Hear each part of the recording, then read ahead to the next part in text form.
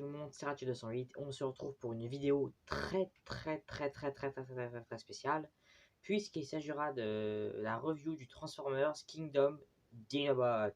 Oui, enfin, on a un Dinobot en figurine, en mainline, à savoir dans la Offensive Atron Trilogy, et je suis tout excité et j'ai hâte de vous présenter cette figurine. Alors, avant de passer à la boîte et à la figurine, j'ai quand même envie de vous montrer la carte qui est fournie avec le jouet. C'est une carte Predacon Dinobot. Donc on peut voir ici Transformers Kingdom, Predacon, Dinobot. J'ai aucune idée de s'il y avait une carte Dinobot dans la première vague. Alors dans la première vague, j'ai quelques figurines. J'ai quoi? J'ai tous les corps classes, Cheetor, Warpath, Cyclonus et Primal. Donc j'ai eu des cartes variées. Je suis tombé sur Optimus, je suis tombé sur l'Arche et Black Arachnia. C'est les 3 seules cartes que j'ai eues. Et un doublon de l'Arche. Donc je ne sais pas s'il y avait une carte de Dinobot. Apparemment non. Mais bref. Alors revoilà la carte. Et quand on l'ouvre, on peut voir qu'il y a une toute nouvelle image de Dinobot. Celle-ci, on ne l'avait jamais vue avant. Je remets ça. Et on va pouvoir passer à la boîte. Donc, je mets la figurine de côté. Et vous pouvez voir ici, on a le logo Transformers Kingdom, 8 ans plus et Hasbro. Une sublime image un artwork de Dinobot. J'adore ça. Il semblerait que enfin, il pourrait utiliser son espèce de bouclier double lame pour tirer. Il me semble qu'on avait vu ça avec un jouet de la gamme Generation. Je ne sais plus. C'est quoi? C'est le univers classique, si je dis pas de bêtises. Peut-être ça, ouais. Bon, ici, le logo Predator ou Predacon, Transformers Warforce Cybertron. À l'arrière, on a une image du jouet en mode robot et en mode Raptor. 28 étapes, truc. Sur le côté, nous avons le magnifique artwork de Kingdom. Je crois que c'est mon artwork préféré. Je mets Siege en deuxième et Earthrise en dernier. Earthrise n'est pas mauvais, c'est juste que je l'aime moins que celui de la Kingdom. Tout simplement parce que Kingdom présente un magnifique crossover entre les Autobots, les Maximals, les Decepticons, voilà, donc les Decepticons et les Predacons. Et on a Unicron tout en haut. C'est pour ça que je pense que cette gamme sera le plus grand crossover qui ait jamais existé dans Transformers. Oui, il y a eu d'autres crossovers en genre le truc Marvel qui va sortir. On a aussi des crossovers Ghostbusters, Retour vers le futur. Mais c'était vraiment des figurines exclusives, alors que là c'est vraiment une gamme tout entière. Et n'oublions pas la série Kingdom qui sortira en mai, qui me hype beaucoup trop. Donc on a séparé de la boîte et maintenant on va s'intéresser à la figurine. Et donc nous avons voilà Dinobot en mode Raptor. Et ce mode Raptor est pas parfait et pas nul. Il est entre les deux. Il est acceptable. Donc je vais la ramener plus près. On va pouvoir le regarder. Vous pouvez voir ici la tête qui, je trouve, est assez bien sculptée. Donc les Kingdom, eux, prennent une approche un petit peu plus réaliste. C'est pour ça qu'on n'a pas la tête qu'il avait dans le dessin animé. Par contre, est-ce qu'ils étaient vraiment obligés de faire ça, quoi, genre? Je suis désolé, c'est juste chelou, en fait. Pourquoi est-ce que pas de dents à l'avant?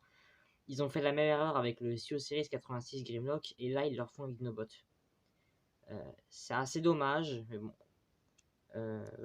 Bon, le coup, une tour de pan, on verra ça plus tard quand je passerai aux articulations. Oui, il y a du kibble en dessous, il y a du kibble derrière, mais c'est un Voyager class, quoi. Je veux dire, même le Masterpiece n'est pas parfait non plus.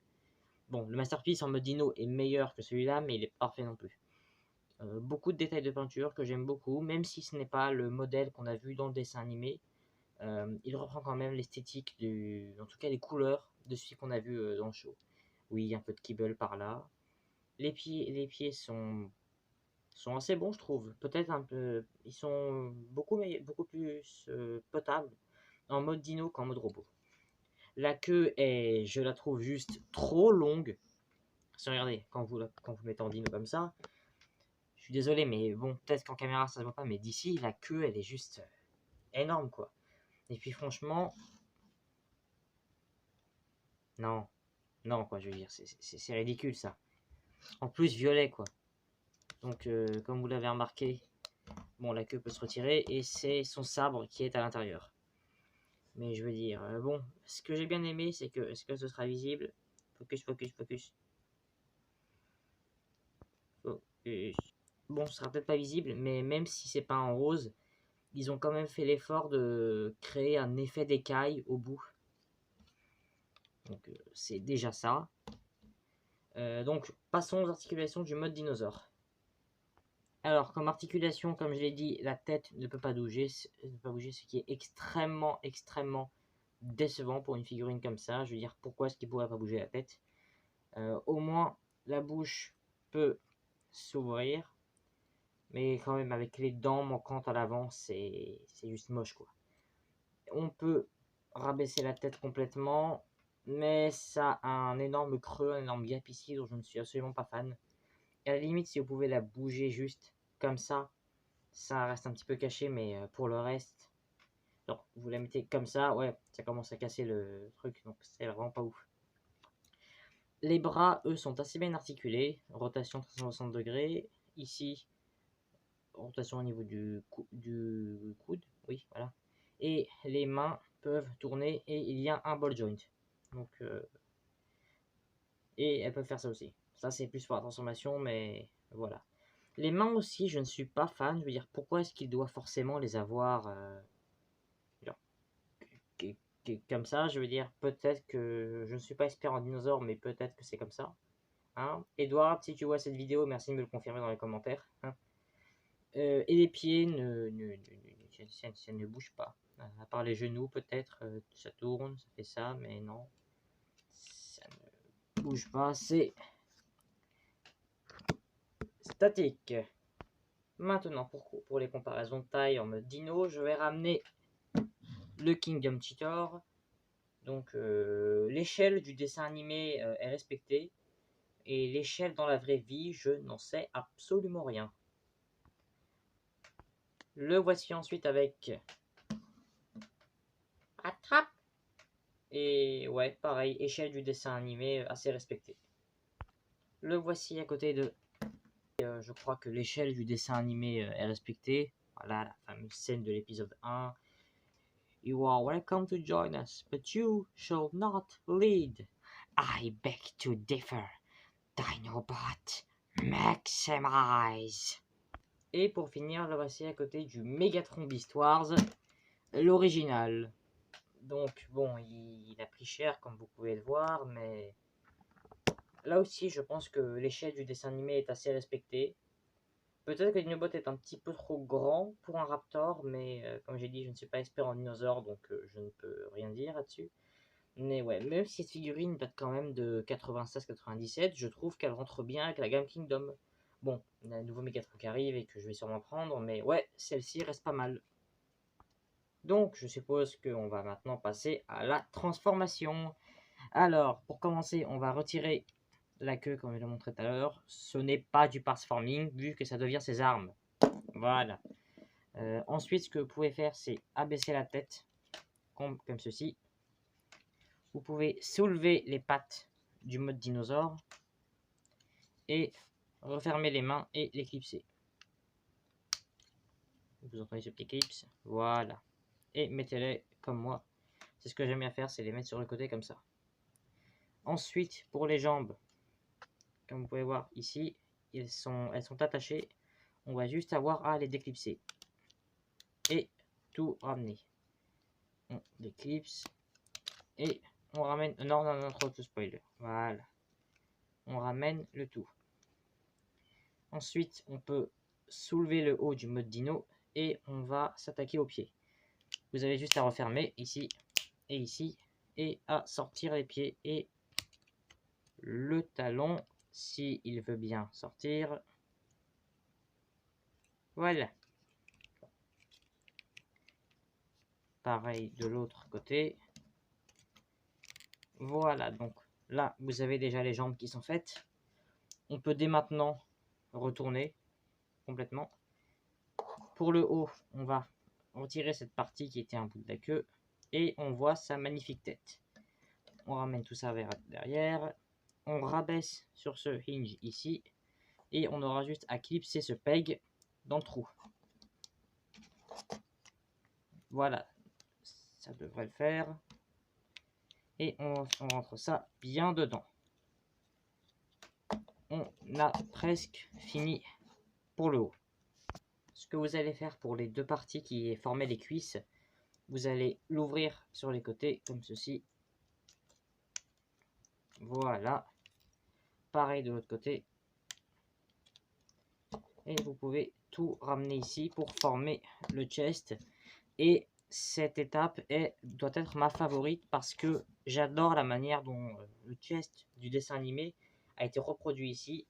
Je trouve que la méthode est plus ingénieuse que sur le Masterpiece. Et surtout quand on prend en compte le fait que sa transformation dans le dessin animé était impossible, je veux dire. Sérieusement quoi. Donc on a presque fini. Les bras du mode dino, vous pouvez les fermer et les rentrer à l'intérieur. Pareil de l'autre côté. Pour les bras, on a presque fini. On retourne les épaules et on redescend le bras. Pareil, épaules retournées. Bon, allez, on tourne la main et on redescend les bras. Et là, nous avons Kingdom Dinobot en mode robot. Et ce mode robot, je l'adore. C'est mon préféré de deux modes. C'est un petit peu obvious, mais sérieusement, je le trouve nickel. Et je crois que ce Dinobot est pour moi en tout cas le meilleur Kingdom et l'un des meilleurs War for Cybertron tout court.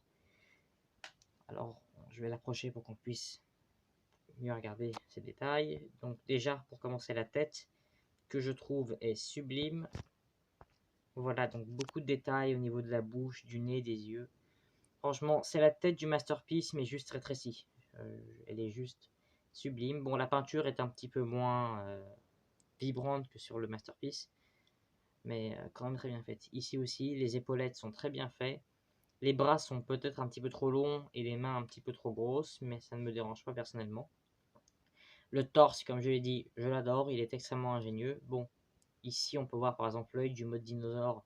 On voit très bien que c'est la tête du dino ici, mais ça ne me dérange pas.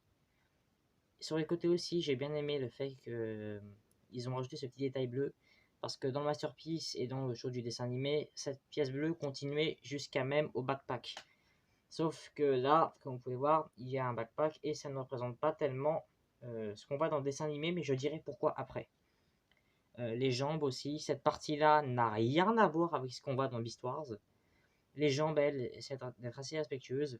Les pieds aussi sont ressemblants, mais ne veulent pas représenter la même chose que ce qu'on voit dans la série. Parce qu'on peut voir, ici, il n'y a pas de peinture, on a plus des sortes d'écailles de raptor.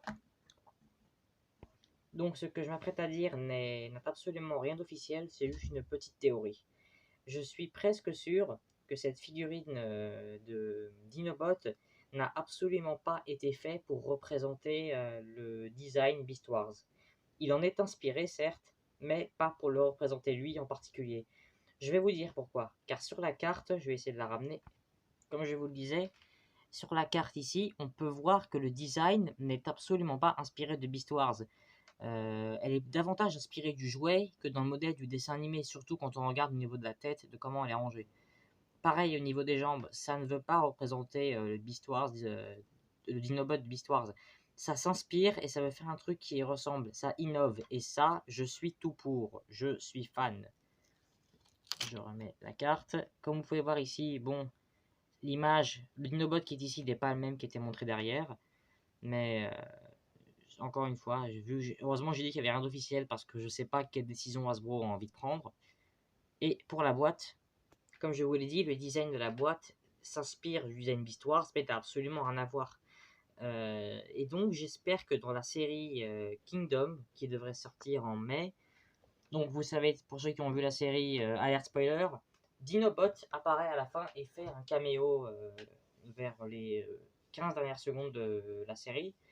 Et j'ai remarqué que le mode dinosaure qui était utilisé dans Earthrise n'avait de 1 rien à voir avec ce qu'on voyait dans Beast Wars, de 2 rien à voir avec la figurine.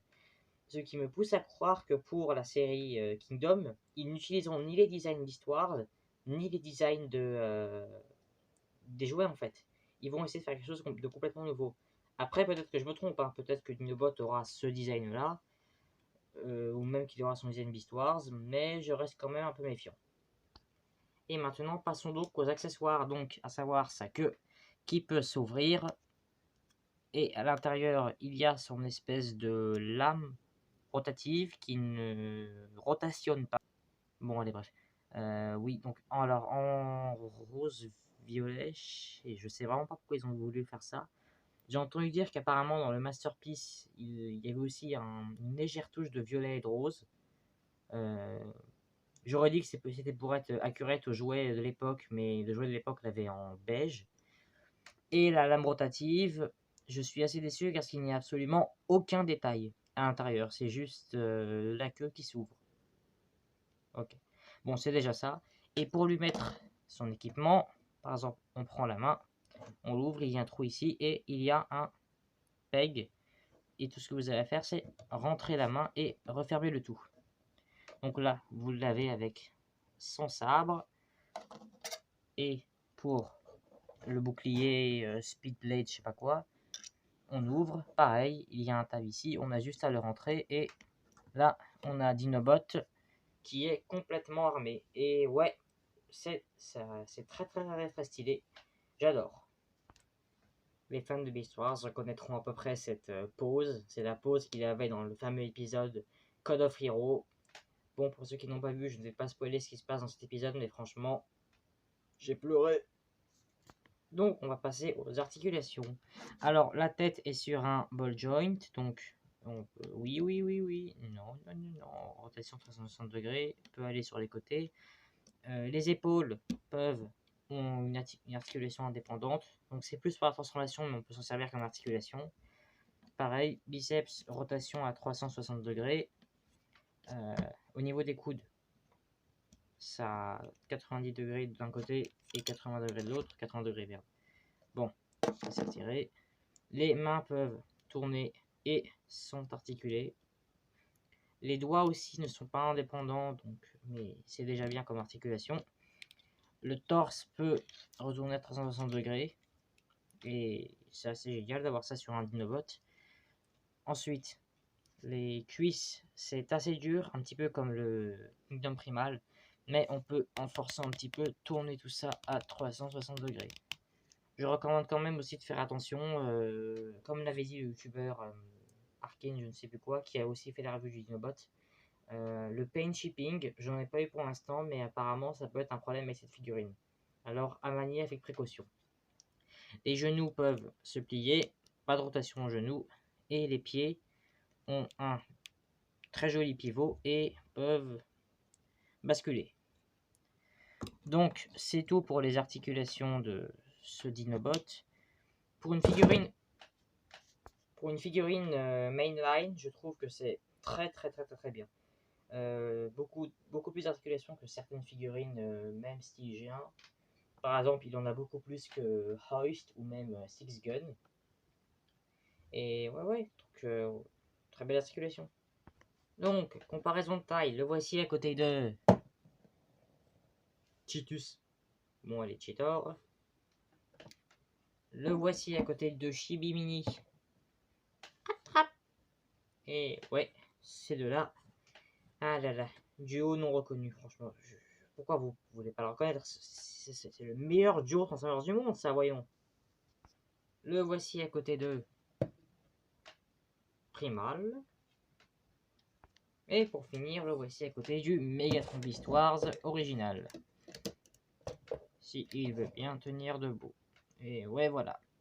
Donc, pareil, je crois que l'échelle est assez respectée ici aussi. Et ouais, c'est assez fun. Et donc voilà, le Kingdom Voyager Class Dinobot.